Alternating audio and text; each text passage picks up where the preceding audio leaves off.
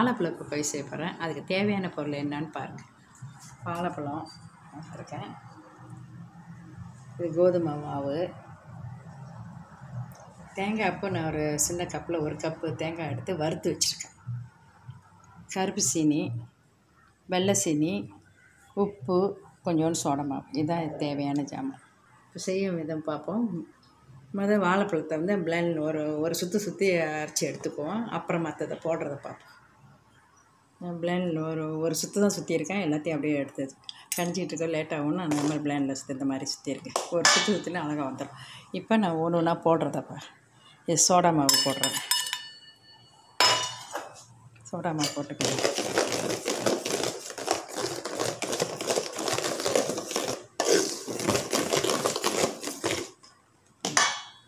இப்போ மாவு போடுறேன். மாவு கொஞ்சம் கொஞ்சமாக போட்டு முதல் நம்ம பண்ணிக்கிறேன்.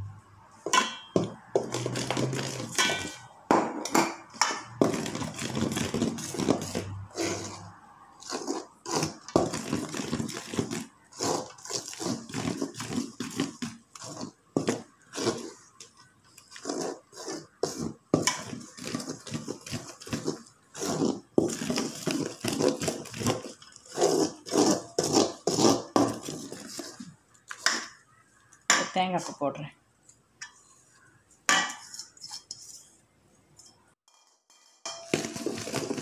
மாவு ரொம்பவும் போட முடியாது. ரொம்ப போட்டால் ரொம்ப கிராஸ் ஆயிரும். இது இலவலாக இருக்கும்போது பார்த்து போட்டு கொண்டுடலாம்.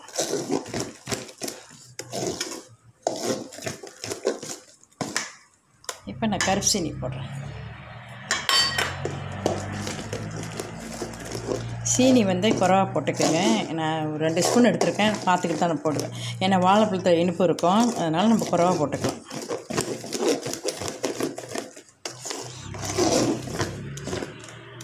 இப்போ சீனி வந்து நான் கொஞ்சமாக போட்டுக்கிறேன்.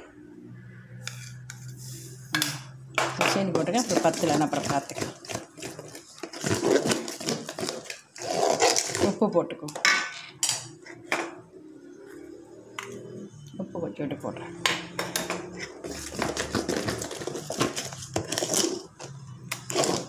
இன்னும் கொஞ்சம் மாவு போட்டுக்கிறேன்.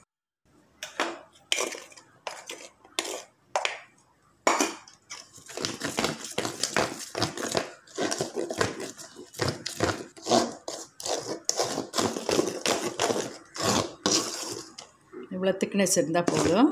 நான் மாவு வந்து இப்போ இவ்வளோ மாவு எடுத்தால் நான் 1/2 கப்பு கிட்ட தான் போட்டிருக்கேன். மிச்சம் மாவு வச்சுருக்கேன்.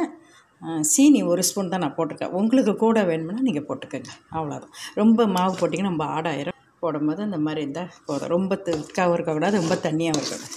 இப்போ இது கரெக்டாக இருக்குது. இது ஒரு 1/2 hour வச்சுட்டு அப்புறம் நீங்கள் பொரிச்சிங்கன்னா நல்லா சாஃப்டாக இருக்கும். பொரிக்கும் போது காட்டுறேன்.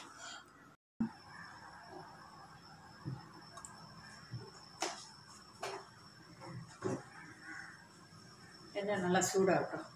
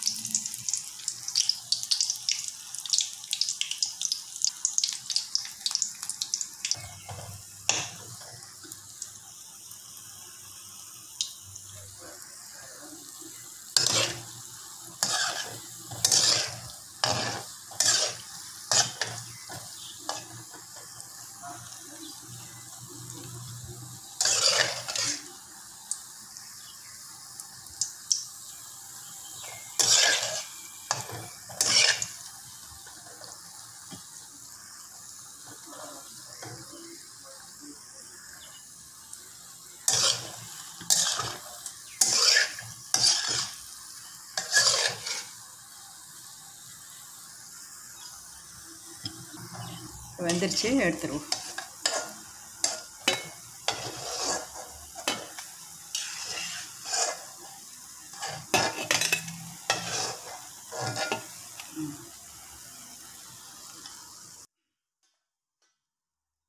வாழைப்பூ கொய்யா ரெடி ஆயிடுச்சு. இதே மாதிரி நீங்கள் செய்து சாப்பிட்டு பார்த்துட்டு எனக்கு ஃபீட்பேக் கொடுங்க. பாய்.